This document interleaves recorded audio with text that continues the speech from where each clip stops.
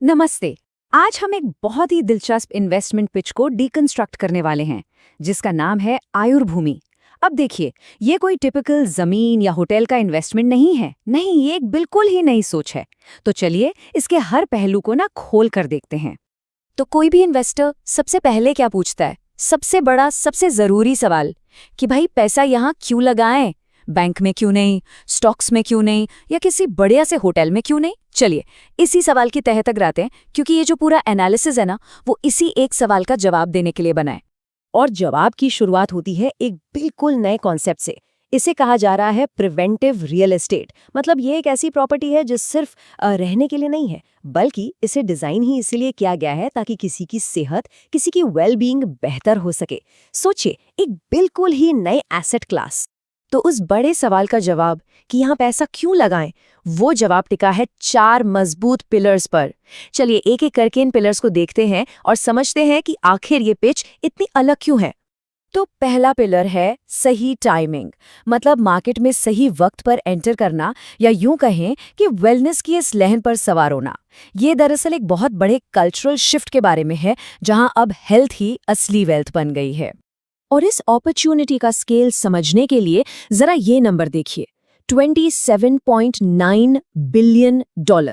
ये सिर्फ एक बड़ा नंबर नहीं है, ये इंडिया में हेल्थ और टूरिज्म सेक्टर में एक सुनामी की तरह है। अंदाजा है कि 2025 तक मार्केट इतना बड़ा हो जाएगा, और ये बहुत तेजी से बढ़ रहा है। अच्छा, अब आते हैं मुनाफे पर, जो सबसे दिलचस्प बात है। अगर इस चार्ट को देखें तो एक तरफ है स्टैंडर्ड अपस्केल होटल्स और दूसरी तरफ है वेलनेस रिजॉर्ट्स। इनकी जो कमाई है, जिसे TREVPR कहते हैं, उसमें जमीन आसमान का फर्क है। वेलनेस रिजॉर्ट्स की कमाई 117% ज्यादा है, मतलब दोगुनी से भी ज्यादा। सीधा सा मतलब है, इस सेक्टर में पैसा कहीं ज्यादा है। और एक बहुत जरूरी बात, ये सेक्टर रिसेशन प्रूफ माना जाता है। क्यों? सीधी सी बात है, लोग छुट्टियां कैंसिल कर सकते हैं, पोस्टपोन कर सकते हैं, लेकिन अपनी सेहत के साथ कोई समझौता नहीं करते। तो इस पहले पिलर का निचोड़ क्या है कि ये सिर्फ एक ट्रेंड नहीं है, ये हेल्थ को एक एसेट, एक दौलत के तौर पर देखने का एक बिल्कुल नया नजरिया है।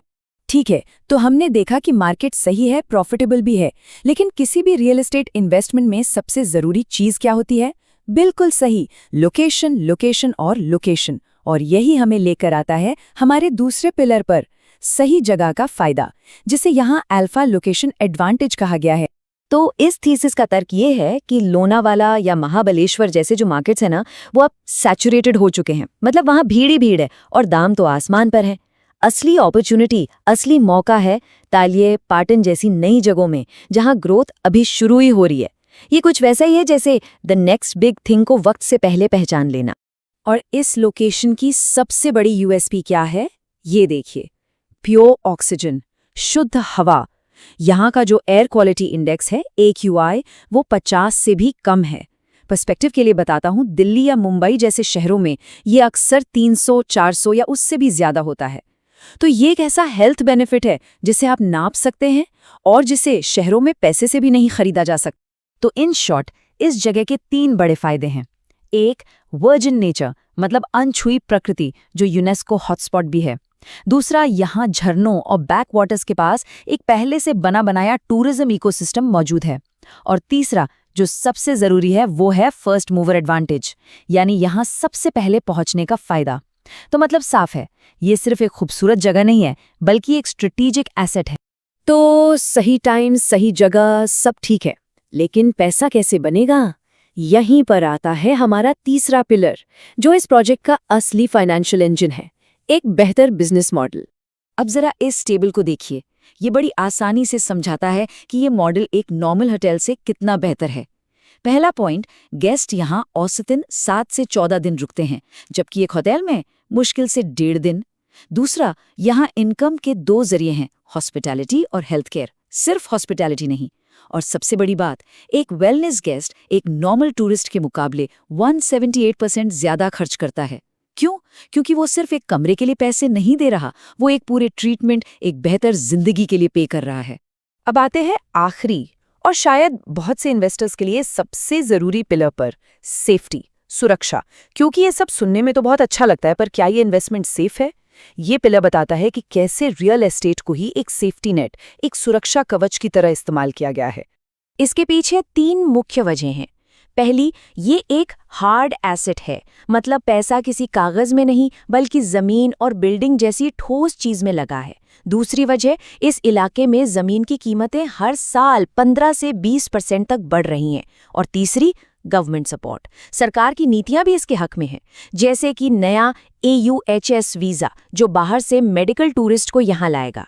तो ये सिर्फ हाई रिटर्न्स का वादा नहीं है, ये एक ठोस सुरक्षा का भरोसा भी है। तो इन चारों पिलर्स को सही टाइम, सही जगह, बेहतर मॉडल और पूरी सुरक्षा जब हम एक साथ रखते हैं तो क्या तस्वीर बनती है? ये हमें सिर्फ एक इन्वेस्टमेंट से कहीं आगे ले जाती है। ये हमें वेल्थ के फ्यूचर की तरफ ले जाती है। इस पूरी इन्वेस्टमेंट थीसिस का जो सार है वो इस एक स्टेटमेंट में है। इसमें कहा गया है, आयुर्भूमि रियल एस्टेट की सेफ्टी को वेलनेस टेक सेक्टर के एक्सप्लोसिव रिटर्न्स के साथ मिलाती है। हम एक ऐसी सेंचुरी बना रहे हैं जहां हाई नेटवर्थ इंडिविजुअल्स अपनी उम्र बढ़ाने के लिए आते हैं। ये नई दौलत यानी हेल्थ में हिस्सेदारी खरीदने का एक मौका है।